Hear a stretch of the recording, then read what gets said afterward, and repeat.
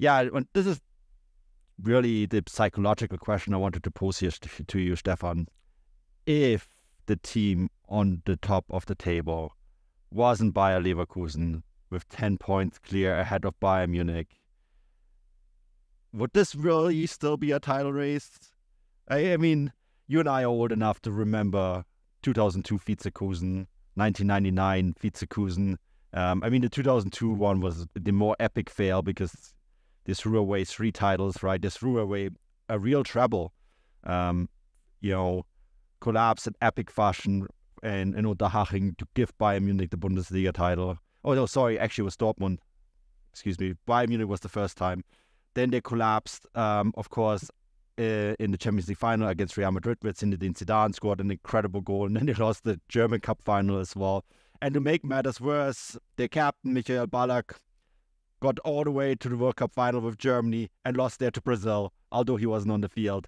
I mean, that is the most epic collapse of all time, and I think all of us, even now, 22 years later, we still remember that. So my question to you is, if it wasn't Leverkusen 10 points, clear top of the table, would we even have this discussion? Yeah, well, I'll start by saying I do remember that Champions League final because it took place in the stadium which I grew up outside of, Hampden Park in Glasgow, and obviously one of the most iconic goals of Champions League history was Zidane's volley.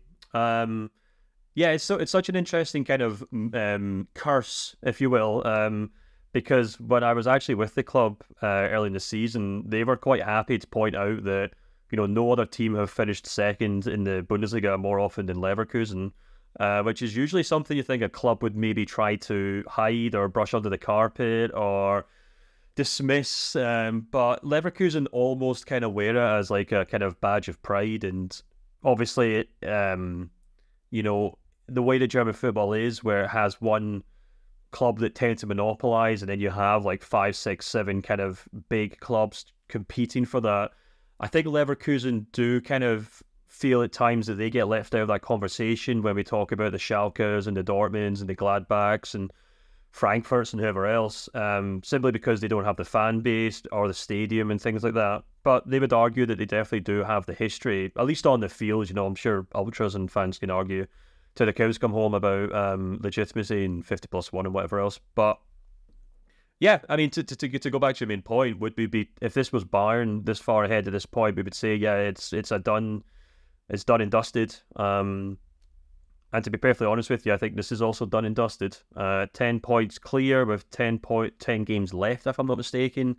And I think the key thing is that this isn't Borussia Dortmund 2 or 3 points ahead with a game at Allianz Arena to go, or as we saw last season where it was really went down to the final match day. Can maybe see Leverkusen dropping 1 or 2 points here or there, and you can certainly argue that in recent games they have been quite fortunate to pick up all 3 points, but there's just nothing about this team that makes me think they're about to kind of implode.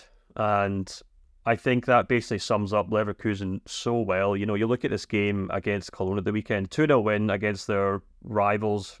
We joked before on the preview show that this is obviously a fixture that Cologne fans only call a rivalry when they win, but it had all the hallmarks of a derby, a red card, some fantastic goals, great atmosphere. But it was a game that was once again kind of just one that Leverkusen went through the motions. They did what they do best. And, both goals were just kind of a perfect example of Leverkusen, I'm going to say, walking it into the net, even though that's kind of in the modern kind of way of football, that's almost been used as like a critique of certain teams that try to walk it into the net.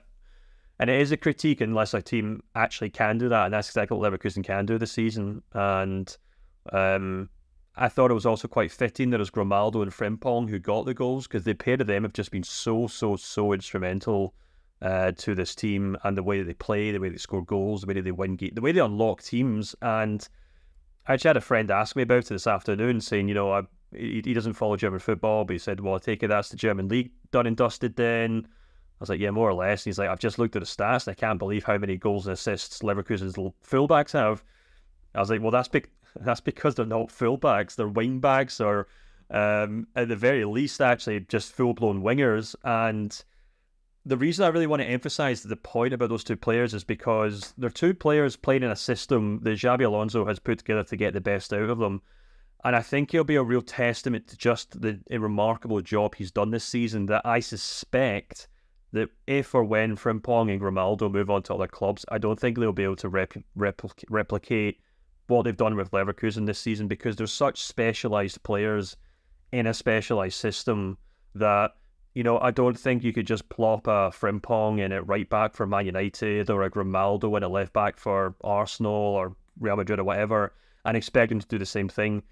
It's a tailor-made system with tailor-made players, and at the heart of it is obviously Xabi Alonso, who's tactically been brilliant, but also in terms of this mental fortitude, he's built such incredible, you know, team that just do not give up. And I guess the point I'm trying to get to here is that it's a very, very unique moment in time for this club, for these players, for this head coach, and that's why they've been so amazing this season.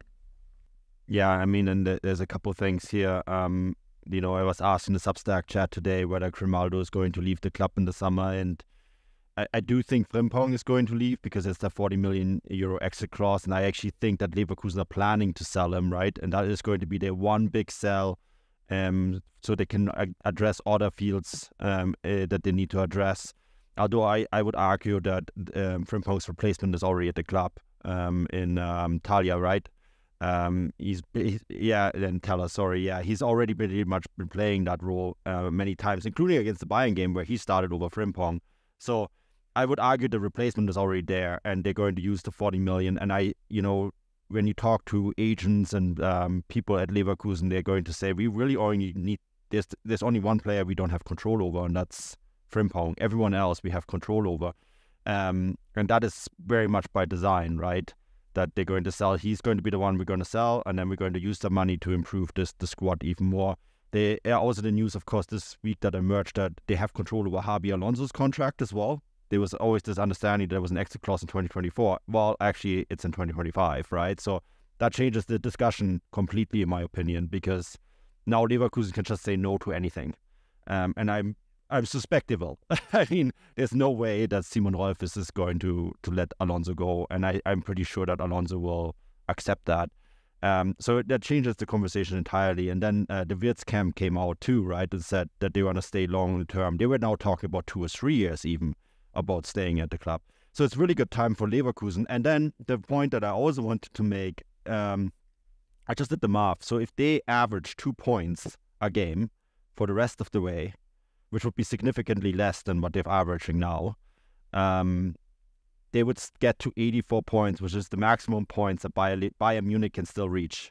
If you're an optimistic Bayern Munich fan and think they can win all of their remaining 10 games, well, that's good on you. But that's even if Leverkusen drop their average point to 2 points a game, they still get to 84 points, which is and then they have a better goal differential as well, which is the other factor. That would be enough at this point, and that is a huge mathematical obstacle, I think. And that would be what, in 5 games time, I'd assume. Just looking at the table right now, I think, because they're on 64 points, so to get to 84 points, two points per game would be 5 games, wouldn't it? So they'd 10. The 64 points. Of course. Oh gosh. Too late on a Sunday for me to be doing that maths. Yeah, which would be really interesting. Look, you're absolutely right. And I think that's such important context. You mentioned the Xabi Alonso, Florian Wirtz, Frimpong stuff. I think a lot of people are expecting this Leverkusen team to be dissected, and it might not happen at all, to be perfectly honest with you. As you said, yes, Frimpong might be sold because he's been in the shop window for 2 or 3 years now, to be perfectly honest with you. Florian Wirtz, I think, is the key one. I think he'll probably be taking his lead from what Xabi Alonso does. If Xabi Alonso stays, Florian Wirtz will say, well, I'm playing my best football here. We're going to be playing in the Champions League. We're the German champions. We've made history. I'm happy staying here with him. And I think the really important thing to bear in mind about the Xabi Alonso stuff is that, yes, any manager can get out of their contract. They can push, and a club can come in and pay the compensation fee. We saw that with Julian Nagelsmann at Bayern Munich, obviously not that long ago. But in these circumstances, we're really talking about a club kind of needing a head coach last minute. and parachuting in and saying, I'm sorry, but we have to take your head coach now. I know you're in the middle of a season. I know you're in the middle of preparing for this cycle, but we need your head coach, and we're going to give you compensation for that. That's not really what's going to happen with Xabi Alonso at the end of the season. Leverkusen know which clubs want him. They know that Liverpool might want him. They know Real Madrid do want him. I guess you can make an argument that maybe Bayern Munich want him too. But they've known these things for so long now that it's not as if they're going to get to June and suddenly Xabi Alonso's going to turn around and say, "Oh, the Liverpool job's available. I'm off, guys." You know, he's obviously if Xabi Alonso has any inclination to leave and go to Liverpool this summer or Bayern Munich, Leverkusen would already know that. Florian Wirtz would already know that. And Florian Wirtz's dad would already know that when he came out and says to the media he's staying for 2 or 3 years. And I think, as you've been saying on social media quite a lot recently, and I think I completely agree with you, all things line up to Real Madrid in 2025 to me. And I think that would explain why the Florian Wirtz camp are more than happy staying put for a year. And we're not exactly seeing clubs or players hankering to move on in the summer. Well, the other argument is what's Alonso going to do when he's won the Bundesliga title with Leverkusen? Well, how about winning it again? Because or the Champions League, League. He gets a shot at the Champions League, which is, of course, defending the title, the league title is one thing, but I think we're talking about a team here, by the way, who came within a whisker of winning the Europa League last season, and they're obviously in contention for this year. So there's absolutely no reason why Xabi Alonso isn't looking at the teams in the Champions League this season and thinking, oh, we could go far in that competition. So, yeah, I would be surprised if that's the main ambition next year, assuming they go on to win the league title this year. I also think that the one thing that really defined Klopp's time at Borussia Dortmund was, yes, reaching the Champions League final, of course, but those back-to-back titles to show that you weren't able to do it once, but twice, that you were able to best Bayern Munich twice, right? Went such a long way of really cementing his legacy at Borussia Dortmund. And I think we have seen many one-hit wonders in the Bundesliga, right? Stuttgart coming out of nowhere to win the title, hasn't done it since. Wolfsburg is another one, came out of nowhere, won the title, never were able to replicate it or even came close to replicating it, right?